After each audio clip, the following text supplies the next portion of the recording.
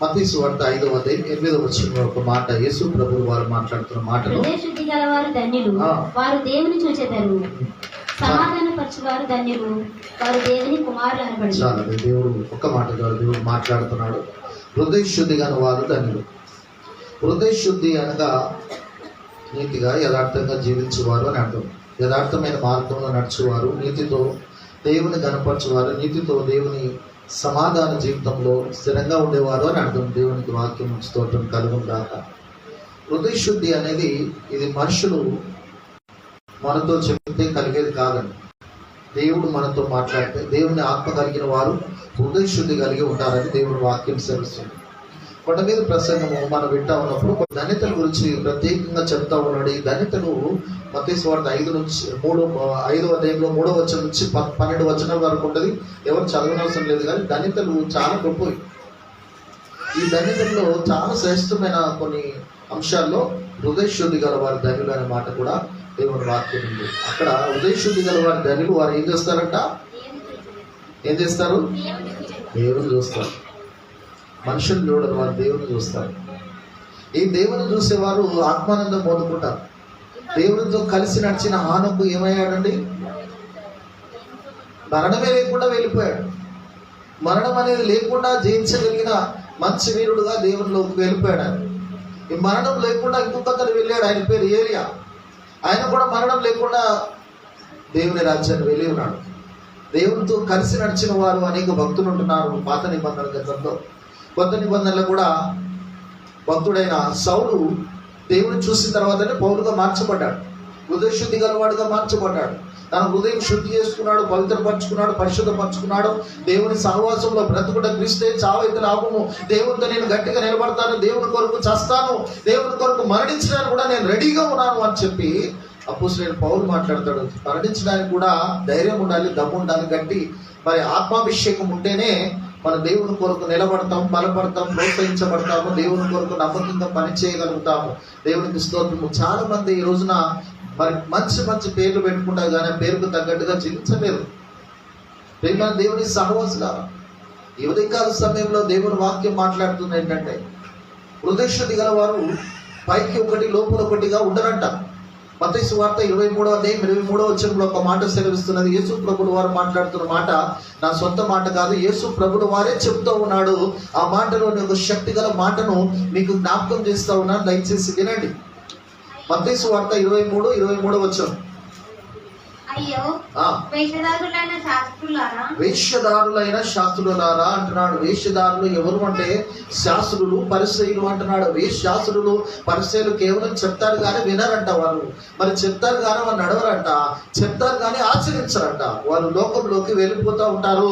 మీరు పాపం చేయొద్దంటారు, పాపంలోనే ఉంటారు. వారు లోకంలోనే ఉండకుండా వారి జీవితాన్ని ప్రభువుకు అంకితం చేయరు. ఎందుకంటే వారు ఈ లోకాన్ని ప్రేమిస్తారు కాబట్టి, లోక సంబంధమైన ఆలోచన కలిగి ఉంటారు కాబట్టి వారు వేషధారులు అనబడతారు. గమనించండి, సినిమా యాక్టర్లు కేవలం వేషధారులు మాత్రమే.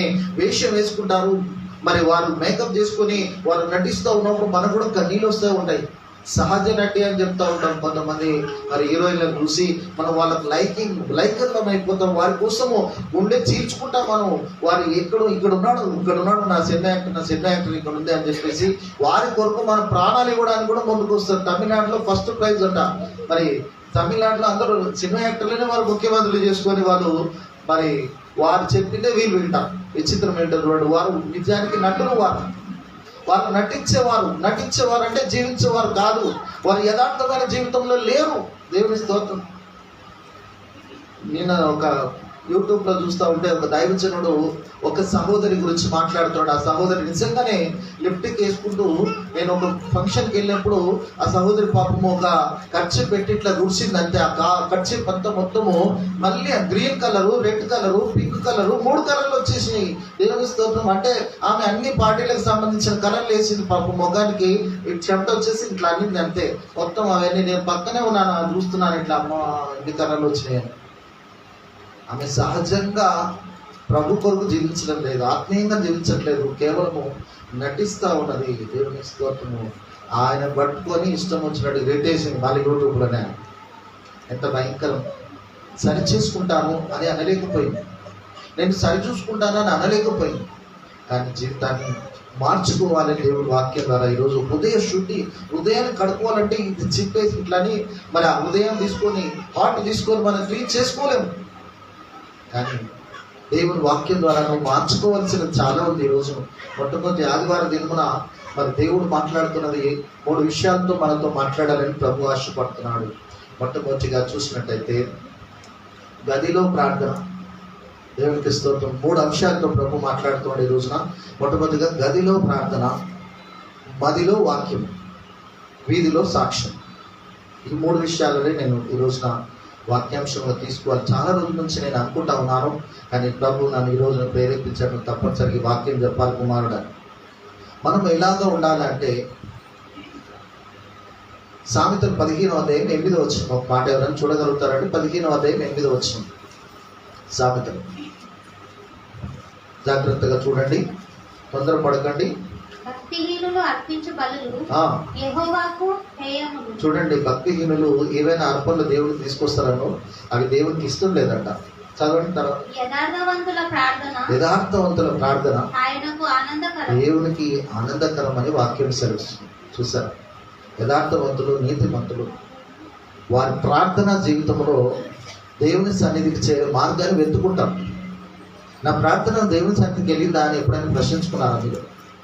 మనం ప్రశ్నించుకున్నాము. నా ప్రార్థన అర్థమైంది, కృప మా ప్రార్థన చేయగానే స్వస్థత పొందుకుని నాకు తెలిసిపోయింది, నువ్వు సాక్ష్యం చెప్తా ఉన్నా మంచిగా అయిపోతుంది అని చెప్పాను. అది నేను చెప్పింది విశ్వాసంతో చెప్పిన. దేవుని ఆత్మగారు ఎంతో మంది ప్రార్థన చేస్తూ ఉంటారు, నాకు తెలిసిపోతుంది వీళ్ళ స్వస్థత కలిగింది, వీళ్ళు కలగలేదు, వీళ్ళకి కలగదు కూడా అని తెలిసిపోతుంది.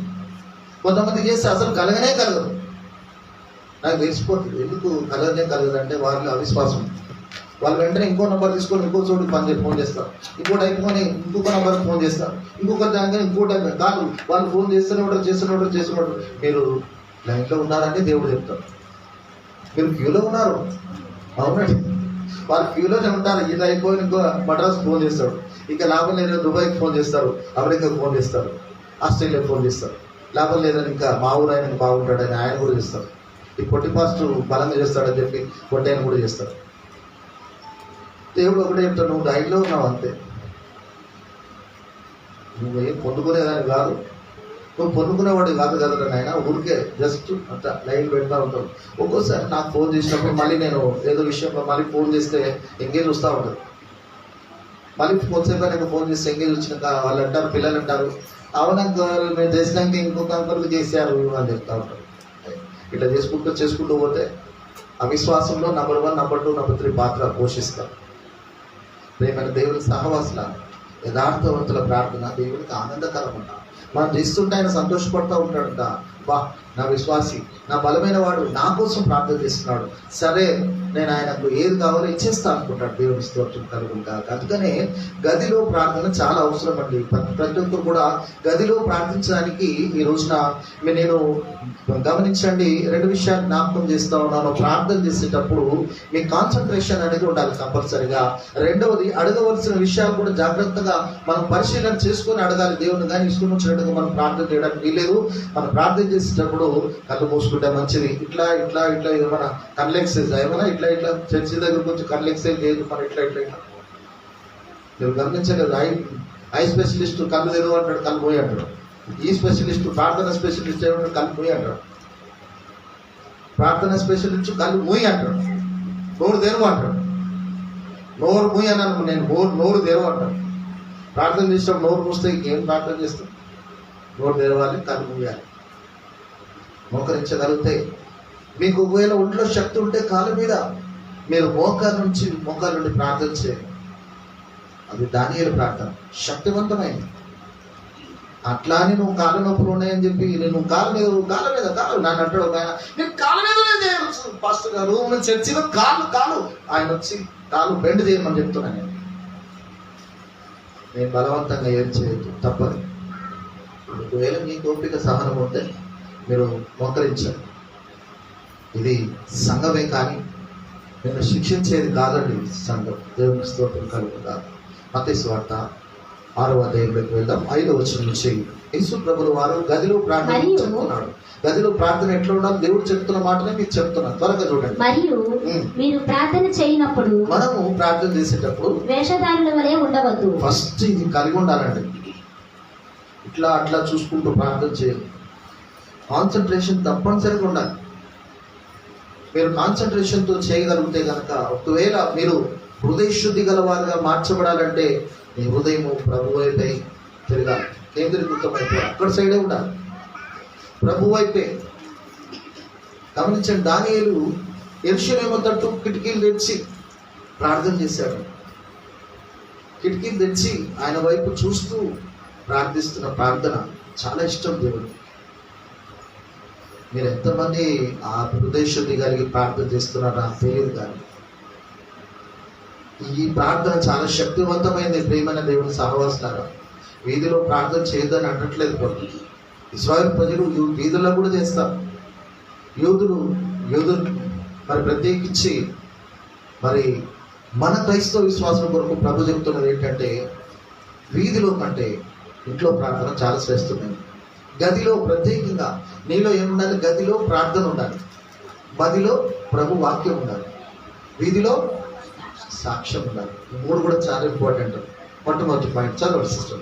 మనుషులకు కనబడవలనని సమాజ మందిరములలోను వీధుల మూలలోను నిలిచి ప్రార్థన చేయుట వారికి ఇష్టము.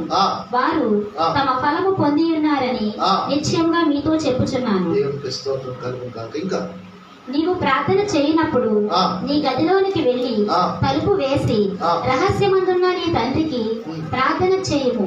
దేవునికి స్తోత్రము. రహస్యమందున తండ్రికి చేయాలి, కానీ అప్పుడు రహస్యమందు చూచు నీ తండ్రి నీకు ప్రతిఫలం ఇచ్చును. దేవునికి స్తోత్రం కలుగుగాక. మన దేవుడు రహస్యమందు చూచు దేవుడు. బయట కనపడతాడు మనకు. బయట కనిపించేది రేవంత్ రెడ్డి, బయట కనిపించేది ఇంకా మన రాజకీయ నాయకులు కేసీఆర్ కూడా నాకు తిరుగుతున్నాడు మన కాలు మంచిగా అయిపోయి. కానీ వారితో కాదు మనం మనవి చేసుకోవాల్సింది. మన మనవులు యేసుక్రీస్తు నామములో ప్రభుకు చెల్లించాలి, ప్రభుకు బోధించి ఆయనకు ప్రార్థించడం ద్వారా ఆయన మనకు వింటాడు. రహస్యమందున్న చూచు తండ్రి నీకు ప్రతిఫలం ఇచ్చునని వాక్యం సెలవిస్తుంది. రహస్యమందున్న తండ్రికి మనం మొరపెట్టాలి. మన బాధలు, వేదనలు, దుఃఖము, నీ వేదనలు ఏమున్నాయో ప్రభు గదిలోకి వెళ్ళి ప్రార్థన చేయమంటున్నాడు దేవుడు. తలుపు వేసుకో. ప్రభువును నువ్వు స్తుతించేటప్పుడు, కనపరిచేటప్పుడు నీ హృదయంలో ఉన్న వేదనంతా కూడా ఆయన సన్నిధికి వెళ్ళి ప్రార్థించు. అన్న ఏం ప్రార్థన చేసిందండి? ఎక్కడికి వెళ్ళి ప్రార్థన చేసింది? దేవుని మందిరానికి వెళ్ళింది ఆమె. ఏలీ చూస్తున్నాడు, అక్కడున్న సేవకుడు చూస్తున్నాడు, యాజకుడు చూస్తున్నాడు. ఈ మత్తుగా ఉందేమో, ఈమెకు మత్తు అయిపోయింది అని అంటే అంత లీనమైపోయిందండి. దేవునికి లీనమై ప్రార్థన కావాలి. లీనంగా అంటే నీ హృదయాంతరంలో నుంచి వచ్చే ప్రార్థన మనవి దేవునికి వినిపించినట్టుగా ప్రార్థన చేయి సహోదరి, సహోదరుడు. ఇంకొక మాట ఉంది, చదవండి సిస్టర్. ఇంకో వచ్చిన వరకు చదవండి. మరియు మీరు ప్రార్థన చేయనప్పుడు అన్యజనుల వలె వ్యర్థమైన మాటలు వచింపవద్దు. ఇదండి, వ్యర్థమైన మాటలు అనగా చాలా విషయాలు వస్తూ ఉంటాయి. ప్రభా నేను కూర్చున్నా, ప్రభా నేను మాట్లాడినా, ప్రభా ఆయన ఇటు వస్తున్నాడు, ప్రభా నేను ఇటు పోతున్నా. చాలా మంది ప్రార్థనలో అన్ని విషయాలు చెప్తా ఉంటారు, నాకు అర్థం కాకపోండి. అప్పుడు ఏం చేస్తారంటే, ప్రభా నేను నిన్న వచ్చిన కదా, నీకు తెలుసు కదా అంటారు. ప్రభా నీకు తెలుసు కదా నేను ఊర్లో ఎట్లా ఉన్నాను అంటారు. ఎట్లుంటే ఆయనకు తెలియదు. ఆయన చూచుచున్న దేవుడు, ఆయన కన్ను నుండి చూసే దేవుడు. ఆయనకే చెప్తాను నేను ఎట్లున్నా ప్రభా నీకు తెలియదు, నువ్వు ఏం తిన్నా తెలియదా ప్రభా నీకు? ఈ జోకు విషయాలు లేకుంటే ఈ పనిపాల విషయాలు దేవుడికి చెప్పదు. చాలా మంది చేస్తూ ఉంటారు అట్లా. మన సంఘంలో కూడా ప్రభా నీకు తెలుసు కదా, మా మరిది నేను వస్తే నేను అందుకని చర్చి రాలేకపోయినా ప్రభా నేను పెద్ద ఫిష్ తీసుకొచ్చిన, దాన్ని కోసిన, దాన్ని రాసి రంపాన పెట్టిన, అప్పుడు ముక్కలు కట్ చేసి దాన్ని కూర చేసిన, అందుకని లేట్ అయింది ప్రభా, అందుకని నేను రాలేదు అంటే నా పాస్టర్ గారికి చెప్తున్నాను అనమాట. మా మరిది వచ్చాడు, నేను అదేంటి చేప తెచ్చి రాసి రంపాన చేసి అంటే దాన్ని బాగా రాసి రంపాన పెట్టి దాన్ని ముక్కలు కోసి కట్ చేసేసరికి 12 అయింది, అందుకే నేను రాలేకపోయినా ప్రభా ఏమనుకో. ఇది ప్రార్థన అంటారు. నాకు అర్థం కాలేదు. మొట్టమొదట స్టార్టింగ్ వచ్చినప్పుడు పాపం మార్కెట్, రామ్నగర్ మార్కెట్ పోయి వచ్చిన వాళ్ళ ఇవే ప్రార్థన చేసేవారు. ఈ ప్రార్థన దేవుడు వింటాడంటారు. విస్తారమైన ప్రార్థన, అన్యుల ప్రార్థన, ఇది చేయనే కూడదు. చదువు. విస్తరించి మాటలనుట వలన తమ మనవి వినబడునని వారు తలంచుచున్నారు. అంటే ఎక్కువసేపు దీర్ఘ ప్రార్థన. ఇక ప్రార్థన స్టార్ట్ అయిందంటే అసలు వదిలిపెట్టరు. అప్పటికి మనం బయటకు వెళ్ళేసి భోజనం చేసుకొని మళ్ళీ రావచ్చు, అయినా కూడా వదిలిపెట్టరు. ఇంకా కొంతమంది నేను చెప్పేది విస్తారమైన ప్రార్థన దోషం. విస్తారమైన ప్రార్థనలో దోషం ఉంటుంది. అందులో అసలైన విషయాలు ఉండవు, నకిలీ విషయాలు ఎక్కువ వస్తాయి. ఇందాక చెప్పినట్టుగా దయచేసి మన ప్రార్థన శక్తివంతంగా ఉండాలి. దేవుని సన్నిధికి చేరాలని దేవుడు వాక్యంతో మాట్లాడుతున్నాడు. హృదయశుద్ధి గల వారు వేదనతో దుఃఖంతో దేవుని చెంతకు ఎందుకు వస్తారు అంటే వారి వేదన బాధ దేవుడు తొలగిస్తాడు. రక్షకుడైన యేసుక్రీస్తు ప్రభు మన దగ్గరికి ఎందుకు వచ్చాడంటే నీ బాధ వేదన దుఃఖం దూరపరచడానికి వచ్చాడు. నేను నిన్ను రక్షిస్తాను అంటాడు, నేను సమాధాన పరుస్తాను, నేను బలపరుస్తాను, నేను ప్రోత్సహిస్తాను అంటున్నాడు దేవుడు. అంతేగాని నేను శిక్షిస్తాను అంటున్నాడు యేసు ప్రభుడు వారు. ఎవరు కూడా శిక్షించలేదు, శపించలేదు. మనుషులు ఎవరు కూడా శపించినట్టుగా దేవుని వాక్యంలో 4 సువార్తలు మీరు వెతకండి, ఎక్కడ కూడా మనుషుల్ని శిక్షించినట్టుగా ఎక్కడ కూడా లేదు. కానీ రక్షించడానికి వచ్చానంట. మన ప్రార్థన రక్షించబడే విశ్వాస ప్రార్థన ఉండాలి. ఇంకొక మాట చదవండి సిస్టర్. మీరు వారి వలె ఉండకుడి. ఎవరి వలె ఉండొద్దంట? మీరు మీ తండ్రిని అడగక మునిపే మీకు అక్కడగానున్నవేవో ఆయనకు తెలియదు. దేవునికి స్తోత్రం చెప్పండి. హల్లెలూయా. ఈ గదిలోని ప్రార్థన ఉన్నప్పుడు దేవుడు ఆటోమేటిక్గా నీకు ఈ పూట ప్రభువా నాకు ఛాయ్ కావాలి, బన్ కావాలి, లేకుంటే బిస్కెట్ కావాలని ప్రార్థించవలసిన అవసరం లేదు. చిన్న చిన్న విషయాలు మా అర్ధనాహారం మాకు దయచేయమని మనం పనులకు ప్రార్థన చేస్తాం, దాంట్లోనే కలిసిపోతాం. దేవుడు దాంట్లో జ్ఞాపకం చేసుకుంటాం. ఉదయకాలం ప్రార్థన చేసి నేను వాక్యం ద్వారా చెప్తున్నాను, దయచేసి గమనించండి. మన అవసరతలు ఆయనకు తెలుసు. 6-8 అంటాడు, నువ్వు ప్రార్థన చేస్తున్నా కానీ ఆయనకు తెలిసిపోతుంది. సో దేని కొరకు ప్రార్థన చేస్తున్నావు, ఏ విషయంలో నువ్వు బలంగా ప్రార్థన చేస్తున్నావు అని తెలిసిపోతుంది. సంక్షిప్తంగా ప్రార్థన చేయాలి. అంటే సంక్షిప్తంగానే ఇట్లానట్లా మెరుపు తీగలాగా చేయొద్దు. అసలు దేవునికి అర్థమయ్యేటట్టుగా ప్రార్థన చేయాలి. అర్థం కాని ప్రార్థన చేయదు. దేవుని స్తోత్రం కలుగుతుంది. ప్రేమైన దేవుని సహవాసాలు. చాలా మంది విశ్వాసంలో ప్రార్థన తెలియదు. ఒకరించి ప్రార్థన చేయండి, కూర్చొని ప్రార్థన చేయండి, నిలబడి ప్రార్థన చేయండి. కానీ నీ హృదయం ప్రభు వైపు తిప్పి ప్రార్థన చేయాలి. ప్రభువులోకి నీ హృదయం వెళ్ళాలి. ప్రభు సన్నిధికి నీ హృదయంలోని ప్రార్థన విజ్ఞాపన వెళ్ళాలి. 8,38,000 కిలోమీటర్ల దూరంలో ప్రభు ఉంటాడని ఒక ఆయన రాశాడు. వెంకరన్ గారు రాశారు. అంత అన్ని కిలోమీటర్ల దూరం ఉంది. కానీ ఎంత దూరం ఉందో కరెక్ట్గా మరి టేప్ పెట్టి ఎవరు కూడా కొలవలేదు. కానీ దేవుడు వచ్చిన జ్ఞానంలో బట్టి చెప్తున్నానని చెప్పాడు. అంత స్పీడ్గా అన్ని కిలోమీటర్లకు, అంతకంటే ఇంకా జెట్ స్పీడ్ కంటే ఇంకా ఎక్కువ వెళ్ళే స్పీడ్ ఏదంటే ఒక ప్రార్థన మాత్రమే. హల్లెలూయా. ఒక ప్రార్థన శక్తి ఇక్కడ నుంచి అక్కడంత స్పీడ్, జెట్ స్పీడ్లో వెళ్ళిపోతుంది. నేను 2-3 నిమిషాలు కూడా ప్రార్థన చేయలేదు అమ్మకు. అమ్మ అంతేనా? 3 నిమిషాలు కూడా చేయలేదు, 2 నిమిషాలు నేను చేశాను అంతే. జెట్ స్పీడ్లో దేవుడు అక్కడ నుంచి జవాబిచ్చేశాడు. ఏమైనా దేవుని సహవాసలా అంత శక్తివంతమైనది మన ప్రార్థన, మన శక్తివంతమైన ప్రార్థన. నువ్వు నమ్మితే దేవుని మహిమను చూస్తావని దేవుడు వాగ్దానం చేస్తున్న మాట ఉంది నాకు. దేవుని వాగ్దానాలు ఎత్తిపట్టి ప్రార్థన చేసి బలమైన శక్తివంతమైన ప్రార్థన చేసినట్టయితే కొండ నువ్వు అక్కడి నుంచి కింద పడిపోతుంది. అలాంటి శక్తివంతమైన కార్యాలు చేయడానికి దేవుడు రెడీగా ఉన్నాడు. దేవుని స్తోత్రము. ఆయన రెడీగా ఉంటే మీరు ఏం చేస్తున్నారని దేవుడు వాక్యంతో మాట్లాడుతున్నాడు. రెండో విషయానికి వెళ్దాం. ఇక రెండో విషయానికి వెళ్తే మదిలో వాక్యం ఉండాలి. మదిలోని మైండ్లో దేవుని వాక్యం ఉండాలని దేవుని వాక్యం సెలవిస్తుంది. 119వ కీర్తన ఒక మాట చూసినట్టయితే 11వ వచనంలో దేవుని వాక్యం, 119వ కీర్తన 11వ వాక్యంలో ఈ మాట దేవుడు సెలవిస్తున్న మాటను మనం చూసినట్టయితే, జాగ్రత్త సుమా, వాక్యము మనం వినడం ద్వారా, వాక్యమును గ్రహించడం ద్వారా మనం దేని నుంచి దూరం అయిపోతామంటే, దేని నుంచి ఆ సాధారణ కట్ట నుంచి విడుదల పొందుకుంటామంటే 119వ కీర్తన 11వ వచనము,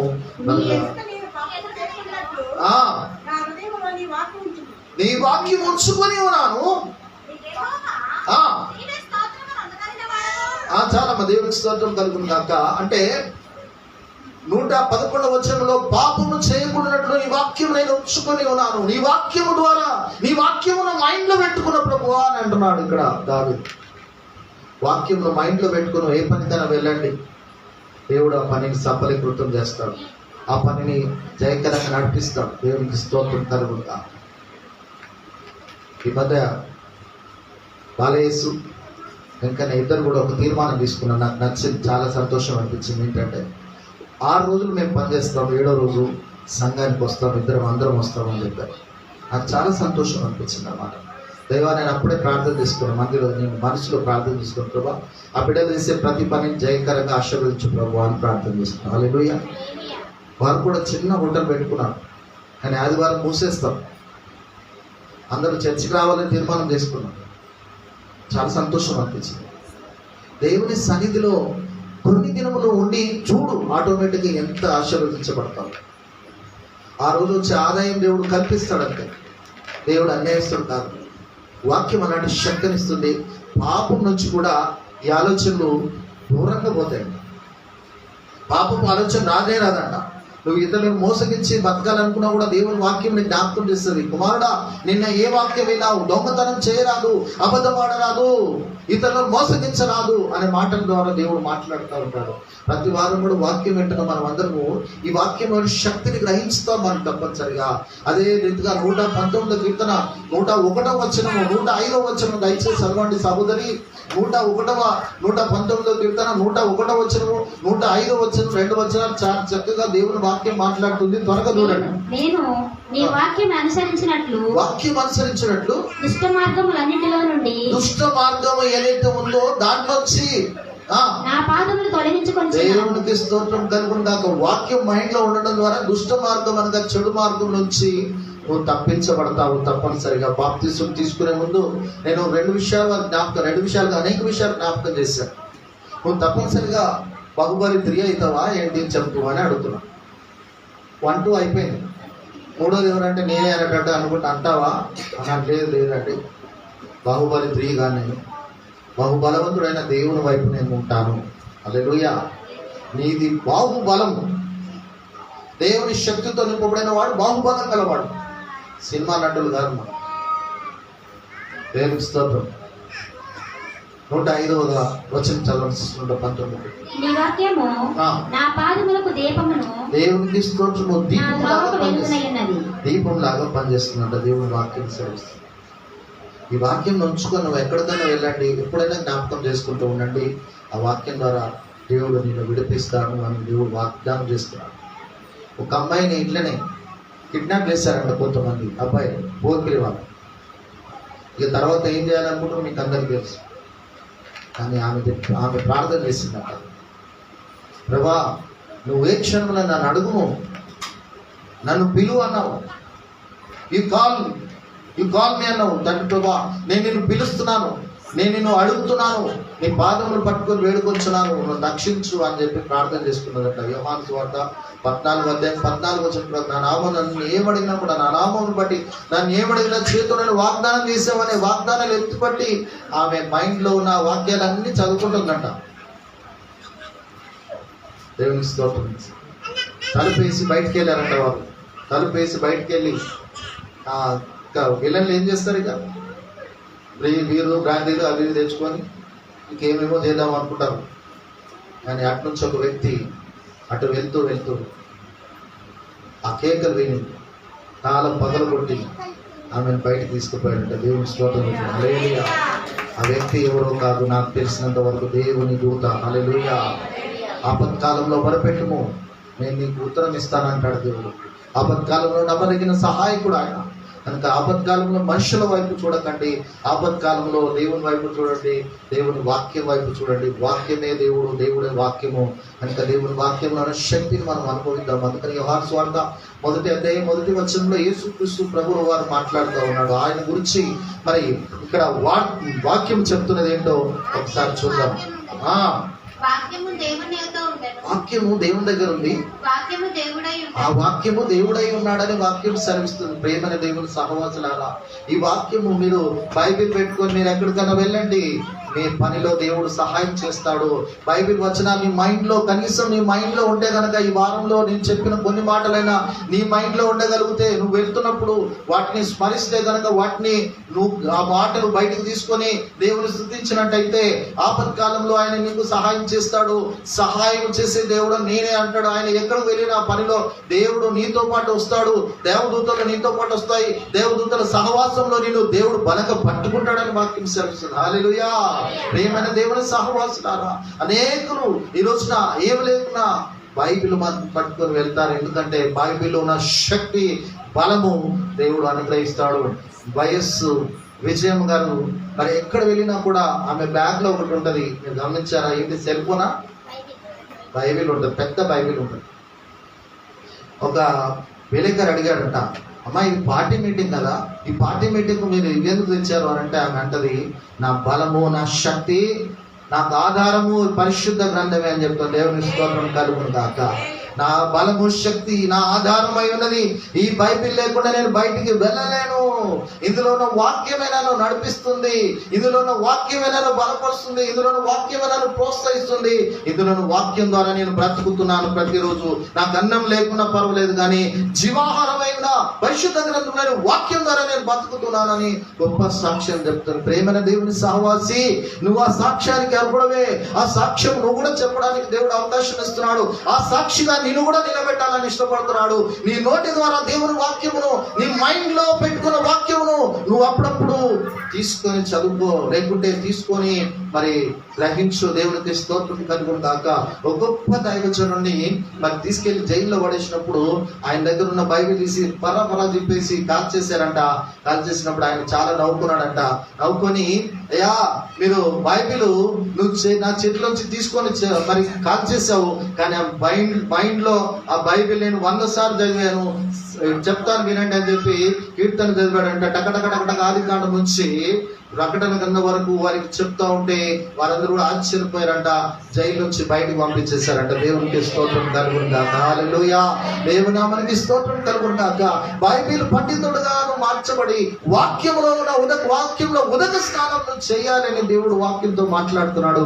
ఈ రోజు నీళ్ళతో స్నానం చేస్తున్నావు, పాలతో స్నానం చేస్తున్నావు. ఒక ఆయన కొబ్బరి నీళ్ళతో స్నానం చేసేవాడంట. కృషి బ్యాంక్ చైర్మన్, అప్పట్లో కృషి బ్యాంక్ మంచి బ్యాంక్, అది డబ్బులు పెడితే మీకు మళ్ళీ రానే రావుగా, ఒక్కసారి పెట్టుబడి పెట్టండి అసలు మర్చిపోండి అంటే. అలాంటి బ్యాంకు చైర్మన్ ప్రతిరోజు ఏ నీళ్ళతో స్నానం చేసేవాడు? కొబ్బరి నీళ్ళతో స్నానం చేసేవాడు. డబ్బులు ఆయన అయితే కదా, బకెట్లు కొబ్బరి నీళ్ళు. ఓకే, చాలా మంచిది. ఈరోజు ఎక్కడున్నాడు తెలియదు, భూలోకంలో లేడు. ప్రేమైన దేవుని సహవాసులారా, దేవుని వాక్యమైన వారు పటిష్టమైన బలంగా ఉన్నాడు. నాగార్జున సాంగ్ సిమెంట్ కంటే ఇంకా బలంగా ఉంటాడు, ఇంకా పటిష్టంగా ఉంటాను. అంబుజా సిమెంట్ అంట, ఇంకా దాన్ని వేసి ఇప్పుడు మధ్య చూశాను ఒక అడ్వర్టైజ్మెంట్, ఇక్కడ నుంచి కొంతమంది కొడతారు, అక్కడ నుంచి కొడతా ఉంటే ఆ గోడ కదలదు. దేంతో కొట్టారా అంటే అంబుజా అంటున్నాడు. అంతకంటే విలువైంది ఈ వాక్యం. దేవుని స్తోత్రం. హల్లెలూయా. ఏ సిమెంట్ గట్టిదో మన గంగాధర్ గారికి తెలుసు, అందుకని అవుతున్నాడు ఆయన. నిజమే అనుకో, ఈ సిమెంట్ చాలా గట్టిది. వాక్యం అనే సిమెంట్ నీలో ఉందా? వాక్యం అనే ఇసుక నీలో ఉందా? వాక్యం అనే అభిషేకపు ఆత్మ నీలో ఉందా? నేను ఓడబడగొట్టలేడు. దేవుని స్తోత్రం కలుగుతా. హల్లెలూయా. నిలబెట్టే ఉంచుతాడు దేవుడు. మూడవదిగా చూసినట్టయితే సాక్ష్యం. ఈ క్రైస్తవ విశ్వాసంలో ఈ 3 చాలా ఇంపార్టెంట్. మొదటి గదిలో ప్రార్థన, మదిలో దేవుని వాక్యం, వీధిలో సాక్ష్యం. వీధిలో సాక్ష్యం గురించి దేవుని వాక్యము హెబ్రీయులకు రాసిన పత్రికలోకి వెళ్దాం. 11వ అధ్యాయం 4వ వచనంలోకి వెళ్ళిపోతాం. అక్కడ 4, 5వ వచనం దేవుని వాక్యం మాట్లాడుతుంది. చూడండి, 11 హెబ్రీ 4, 5 త్వరగా చాలా టైం పట్టేటట్టు.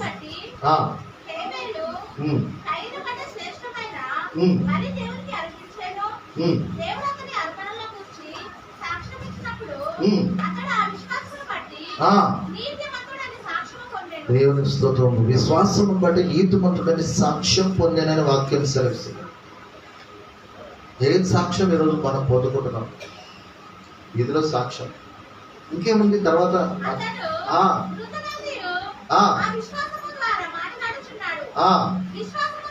విశ్వాసం బట్టి హానోకు మరణం చూడకున్నట్లు కొనిపోబడనని వాక్యం ఉంది. చనిపోక ముందు సాక్ష్యము పొందుకున్నాడు హానోకు.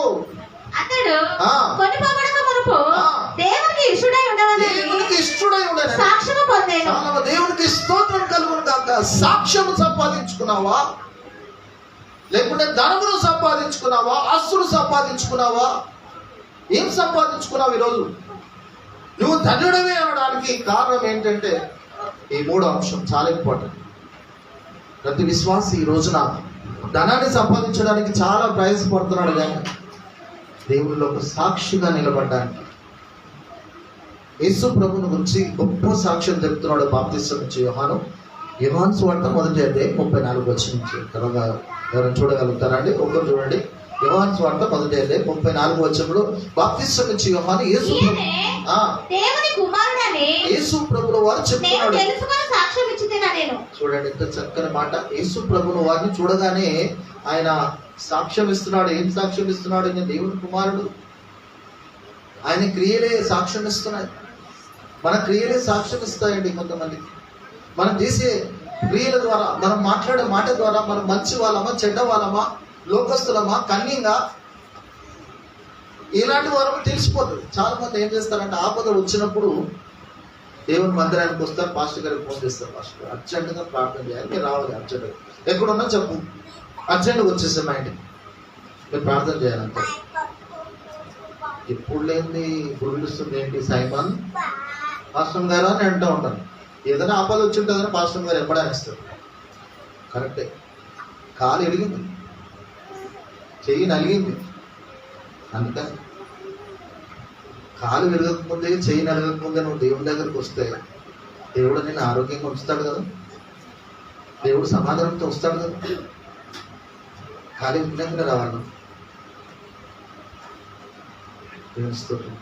సాక్ష్యం బాగలేదు. ఆపద ముక్కులో వాడు మనవాడు అంటే అట్లనే పెట్టారు కదా. మన దేవుని పేరు ఆపద ముక్కులో వాడని డాష్ పెట్టేశారు.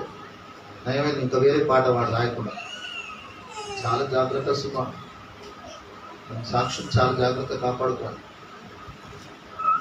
మరి మాస్లేమన్ గారు చాలా చక్కని మాట చెప్తా ఉంటాడు. ఇప్పుడు కూడా మెమోరియల్ సర్వీస్లో చెప్తా ఉంటాడు. అదేంటంటే మనిషికి మరణం కలదు, కానీ సాక్ష్యంకు మరణమే లేదు. అది సజీవం.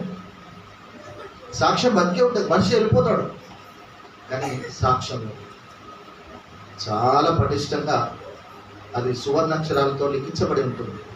ప్రియమైన దేవుని సహవాసులారా, ఈ మొదటి ఆదివారం దగ్గర వాక్యం ఏంటంటే నీలో సాక్ష్యం గురించి ఆలోచన వచ్చిందా? రావాలి. హనోకు వలె నేను ఉంటానని ఎప్పుడైనా తీర్మానం తీసుకున్నామా? యేసుక్రీస్తు కొరకు మనం జీవించటకు, మరి ఆయన వలె జీవించడానికి సాక్ష్యం ఉందా? ప్రియమైన దేవుని సహవాసులారా, ఈరోజు సాక్ష్యం చాలా ఇంపార్టెంట్. నీకు ఏమి ఆస్తి లేకపోయినా పర్వాలేదు. బిల్ గేట్స్కు గొప్ప సాక్ష్యం ఉంది. థామస్ అల్వా ఎడిసన్ బల్బు కనుక్కున్న అతను కూడా గొప్ప సాక్ష్యం ఉంది. దేవుని ద్వారా మాత్రమే ప్రభువును క్రీస్తును తెలుసుకున్న తర్వాతనే నేను ఈ బల్బును కనుక్కున్నాను అని చెప్పి వీధిలో గొప్ప సాక్ష్యం సంపాదించుకున్నాడు. ప్రియమైన దేవుని సహవాసులారా, సినిమా యాక్టర్లకు సాక్ష్యం ఉందో లేదో నాకు తెలియదు. వారు కేవలం నటిస్తూ ఉంటారు. కొన్నిసార్లు ఉత్తమ నటిగా అవార్డు తీసుకున్న ఒక ఆమె మళ్ళీ దేవుని దగ్గర కూడా వచ్చేసి ఆమె గొప్పగా నటించి వాక్యం చెప్తుంది. మళ్ళీ ఈ మధ్య టీవీ సీరియల్లో మళ్ళీ స్టార్ట్ చేసేసి మళ్ళీ మేకప్ చేస్తుంది. నేను వారి అమ్మగారిని అడిగాను, ఇది ఎంతవరకు కరెక్ట్ ఆంటీ అంటే, బతుకుంది అయ్యా, అయితే ఏమవుతుంది, కొంచెంసేపు మేకప్ వేసుకుంటుంది, ఏమవుతుంది, కొంచెంసేపు బొట్టు పెట్టుకుంటుంది, కొంచెంసేపు నడిస్తే ఏమవుతుంది, ఏమి కాదు. తీరా చూస్తే ఆమె మరీ లోకంలో కలిసిపోయింది అంటనా. వచ్చేసి గమనించాను, సాక్ష్యము నటన కాదు, సాక్ష్యం జీవించుట. ఒక్కసారి సౌలు జీవితాన్ని వదిలిపెట్టిన తర్వాత పౌలు దేవునికి నమ్మకస్తుడుగా జీవించాడు. ఇక మళ్ళీ అక్కడ పాత జీవితంలోకి వెళ్ళిపోలేదు, పాప జీవితంలోకి వెళ్ళిపోలేదు, లోక జీవితంలోకి అస్సలు నాకు ఇష్టం లేదన్నాడు. ఇక అక్కడ పోనీ నా మురికిలోకి వెళ్ళను, ఇక నేను బలమైన సాక్షి బిడ్డగా నిలబడతానని చెప్తున్నాడు. ఒక మాట మొదటి తిమోతి 3:7 వెళ్ళి చూద్దాం. త్వరగా ముందు చేస్తానండి. ప్రియమైన దేవుని సహవాసులారా, హృదయశుద్ధి గలవారు 3 క్యారెక్టర్స్లో బలంగా ఉండాలని ప్రభు మాట్లాడుతున్నారు. చదవండి సిస్టర్. మొదటి తిమోతి 3:7. మరియు అతడు నిందపాలై అపవాది ఊరిలో పడకుండునట్లు సంగమునకు వెలుపటి వారి చేత మంచి సాక్ష్యం పొందిన వాడై ఉండవలెను. మంచి సాక్ష్యం పొందినవాడుగా ఉండాలని వాక్యం ద్వారా పౌలు చెప్తున్నాడు. నేను చెప్పట్లేదు ఈ మాట, అపోస్తలుడైన పౌలు గారు చెప్తా ఉన్నాడు. ప్రియమైన దేవుని సహవాసులారా, ఎంతమంది ఈరోజు నమ్మకమైన సాక్ష్యం కలిగి ఉన్నారు? ఎంతమంది దేవుని కొరకు నిజంగా పనిచేస్తున్నారు? సంఘంలో కూడా కొంతమంది పనిచేస్తే నేను వాళ్ళకి పట్టుకెళ్తే నేను నిశ్చింతగా హ్యాపీగా ఫ్యాన్ కింద పడుకోవచ్చు. నేను కొంతమంది పనిచేస్తే పని చెప్పినాను అనుకో, మళ్ళీ నేను కూడా పరిగెత్తుకొని రావాలి. ఎందుకంటే వాళ్ళ పనిలో నమ్మకత్వాన్ని కలిగి ఉండరు, సాక్ష్యము లేదు. ఏమైనా దేవుని సహోదరులారా, ఈ రోజున నమ్మకమైన సాక్షిగా నువ్వు లేకపోతే కనుక దేవుని రాజ్యంలో నీకు స్థానం లేదని వాక్యం సెలవిస్తుంది. కాల సమయంలో మరి బాప్తిస్మం ఇచ్చు యోహాను జ్ఞాపకం చేస్తున్నాడు.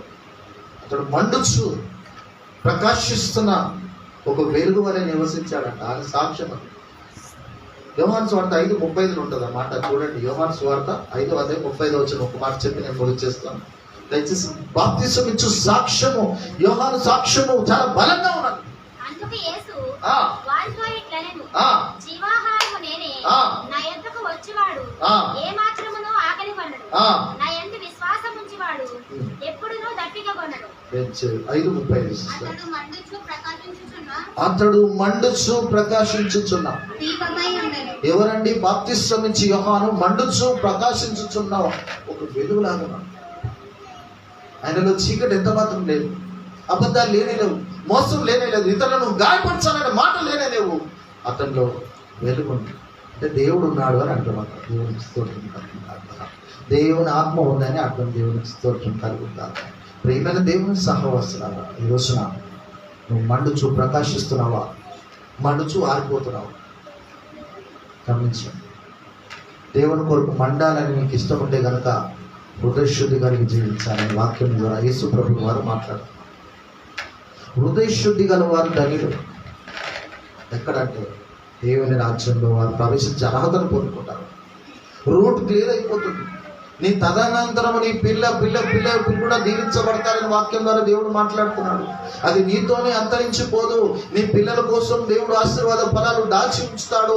వాటిలో వారు కూడా పాలిభాగస్తులు అవుతారంట.